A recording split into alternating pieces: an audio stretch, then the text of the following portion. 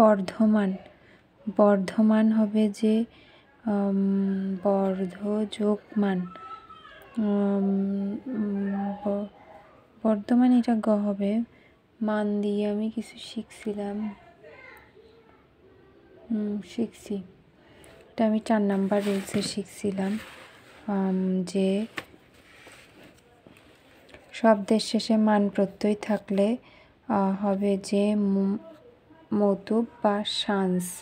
তাহলে বুদ্ধিমান, কীর্তিমান, শ্রীমান, বর্তমান, বৃত যোগ মতুব, বর্ধমান, বৃদ্ধ যোগ মতুব বা সাংস, এইটা হচ্ছে কৃত প্রত্যয়।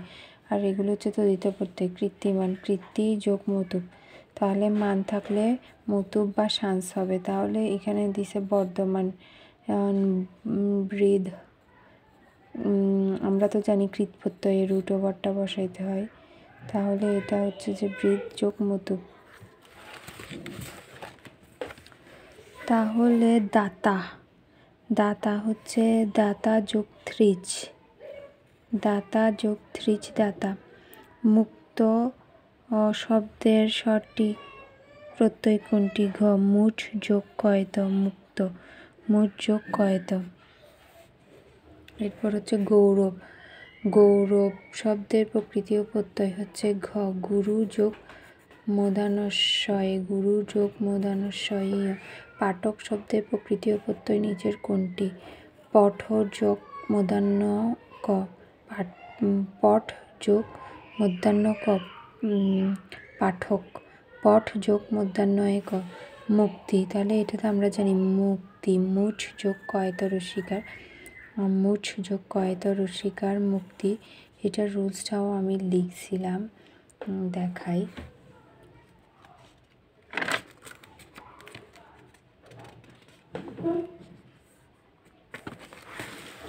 যেমন ওইটা দাতা ছিল, দাতা শব্দের শেষে তা, দাতা, মাতা, বিদাতা, এরকম যদি তা থাকে তাহলে থ্রিচ যুক্ত হবে। যেমন দাতা, দা যোগ থ্রিচ, এটা কৃত প্রত্যয়।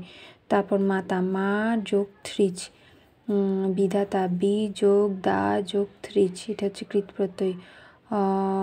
বহতা, বহ যোগ থ্রিচ, যেহেতু তা আছে তাই থ্রিচ হবে। এটা সোজা আছে মনে রাখা। আরেকটা হচ্ছে বচ যোগ কয়ত রস্যিকার, ওইটার রুলসটা লিখছি, দাঁড়াও একটু দেখি। আচ্ছা, ওইটা এখানে লিখি নেই, সমস্যা নেই। এটা মোস্ট কমন, মুক্তি। তাহলে মুঠ যোগ কয়ত রস্যিকার। গুণ ও বৃদ্ধি বলা হয় কাকে? কৃত প্রত্যয় আদি স্বরের পরিবর্তনকে, প্রকৃতির আদি স্বরের পরিবর্তনকে।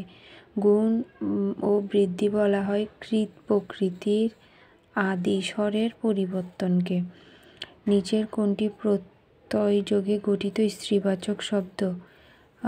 জেলেনি।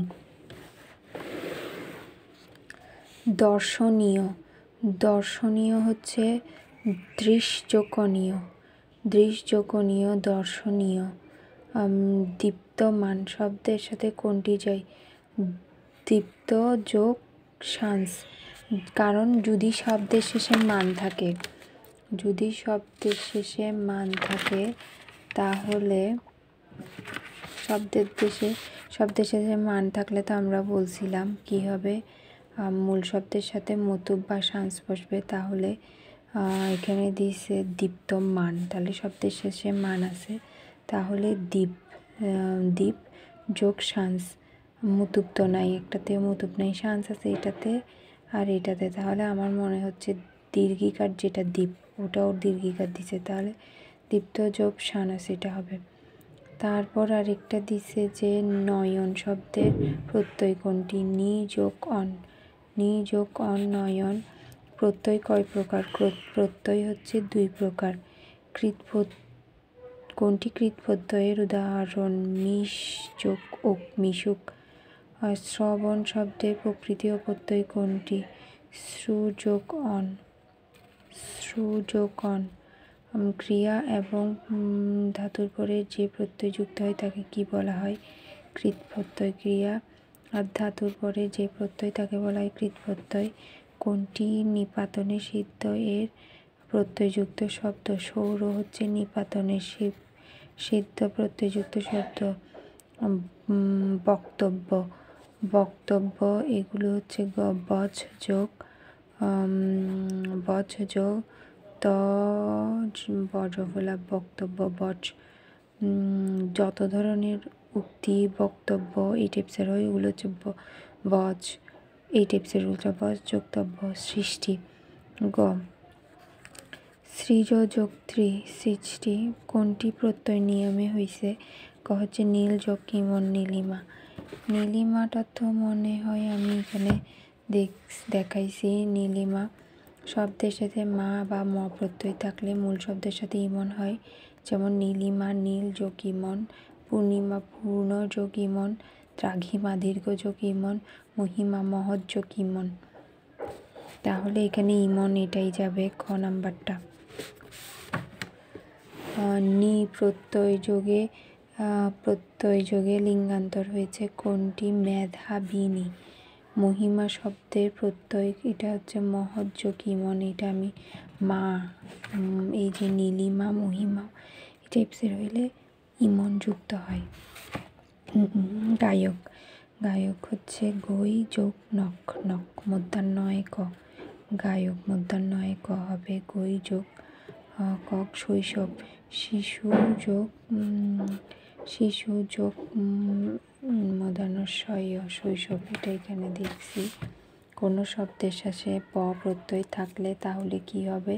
মানব মনু যোগ মধ্যাহ্নশয়, দানব তনু যোগ মধ্যাহ্নশয়, লাঘব লঘু যোগ মধ্যাহ্নশয়, শৈশব শিশু যোগ মধ্যাহ্নশয়, তদ্ধিত প্রত্যয় সবগুলা। তাহলে এখানে যেটা আছে শিশু যোগ মধ্যাহ্নশয় ব হবে শৈশব। কোনটি প্রত্যয় পদে মূর্ধন্য হয় না? ক হচ্ছে যে সাত। কাজ যোগ অন এটা কোন ধরনের প্রত্যয়? ক হচ্ছে যে কৃৎ প্রত্যয়। নিচের কোনটি বৃদ্ধি অর্থে